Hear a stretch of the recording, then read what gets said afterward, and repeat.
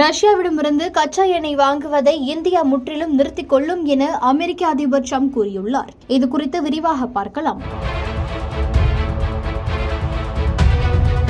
உக்ரைனுக்கு எதிரான போரில் அமைதியை நிலைநாட்டும் முயற்சியாக ரஷ்யாவின் இரு பெரும் எண்ணெய் நிறுவனங்களான ரோஸ்நெஃப்ட் மற்றும் லுகோயில் ஆகியவற்றுக்கு அமெரிக்கா பொருளாதார தடை விதித்துள்ளது.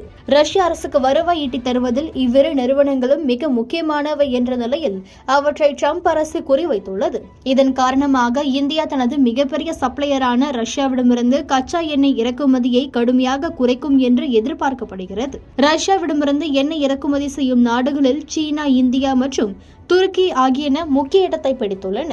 இந்த நிலையில்தான் ரஷ்யாவின் மீது பொருளாதார அழுத்தத்தை அதிகரிக்க ரஷ்யாவிடமிருந்து எண்ணெய் வாங்குவதை நிறுத்துமாறு ட்ரம்ப் இந்த நாடுகளிடம் வேண்டுகோள் விடுத்து வருகிறார். ஆனால் ட்ரம்பின் இந்த பேச்சை மேற்கண்ட நாடுகள் கேட்கவில்லை. தொடர்ந்து கச்சா எண்ணெயை இறக்குமதி செய்து வருகின்றன. இந்த நிலையில்தான் ரஷ்யாவிடமிருந்து இனி எண்ணெய் வாங்குவதை நிறுத்திக் கொள்வோம் என்று இந்திய பிரதமர் மோடி தன்னிடம் கூறியதாக அமெரிக்க அதிபர் ட்ரம்ப் சமீபத்தில் தெரிவித்திருந்தார். ரஷ்யாவில் பொருளாதார தடை விதிக்கப்பட்ட பிறகு அதையே மாற்றி தற்போது இனி எண்ணெய் வாங்குவதை இந்தியா குறைத்துக் கொள்ளும் என்று ட்ரம்ப் கூறியிருந்தார். ஆனால் இது குறித்து இந்திய அரசு எந்த விளக்கத்தையும் வழங்கவில்லை.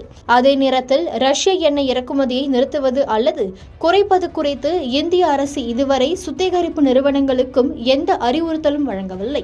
முன்பு இந்திய வெளியுறவுத்துறை அமைச்சர் ஜெய்சங்கர் தொடங்கி இந்திய நிதியமைச்சர் நிர்மலா சீதாராமன் வரை இந்திய தேசத்தின் நலன் கருதி ரஷ்யாவிலிருந்து இந்தியா தொடர்ந்து எண்ணெய் வாங்கும் என்று கூறி வந்தார்கள். இந்நிலையில் ட்ரம்ப் மலேசியாவிற்கு செல்லும் போது விமானத்தில் செய்தியாளர்களை சந்தித்தார். அப்போது பேசியவர், ரஷ்யாவிடம் எண்ணெய் வாங்குவதை சீனா பெருமளவு குறைத்து வருவதாகவும் இந்தியாவும் அதை வாங்குவதை முற்றிலும் நிறுத்திக் கொள்ளும் என்று கூறினார். ரஷ்யாவின் இரு பெரும் எண்ணெய் நிறுவனங்களுக்கு விதித்த பொருளாதார தடைகளை சுட்டிக்காட்டி ட்ரம்ப் இவ்வாறு பேசினார். மேலும் ரஷ்யா உக்ரைன் இடையேயான போரை விட இந்தியா பாகிஸ்தான் இடையே நடந்த மோதலை நிறுத்துவதுதான் மிகவும் கடினம் என எண்ணினேன்.